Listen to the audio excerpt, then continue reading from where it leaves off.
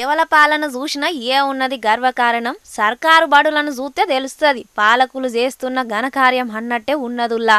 వికారాబాదు జిల్లా ఊడూరు మండలం రాకంచెర్ల మేడికొండ గ్రామాలలో ఉన్న గవర్నమెంట్ బడులను చూస్తా అంటే పెచ్చులు ఊడ్చిపోయిన గోడలు, వాన పడితే నీళ్లు గారే పైకప్పులు, తరగతి గదులల్లా చేరిన వరద నీళ్లు చదువంటేనే భయం పుట్టిస్తున్నాయట ఈ శిథిలమైన బడులు చేయంగా. అందుకే రాకంచెర్ల ఊరిలో పీర్ల మసీదే బడైంది, మేడికొండల గణేష్ మండపమే చదువులకు నిలయమైంది. రేపో మాపో గణేష్ పండుగ సాలైతే వినాయకుడు విద్యార్థులు ఒక్కడే జాగల కూసుంటారు. ఈ పాడుపడ్డ బంగ్లాలు ఎక్కడ కూలుతాయనని బుగులువాడి బడిసార్లే పీర్ల మసీదుల గణేష్ మండపంలో కూసోబెట్టి చదువు చెప్తాండ్రట పాపం.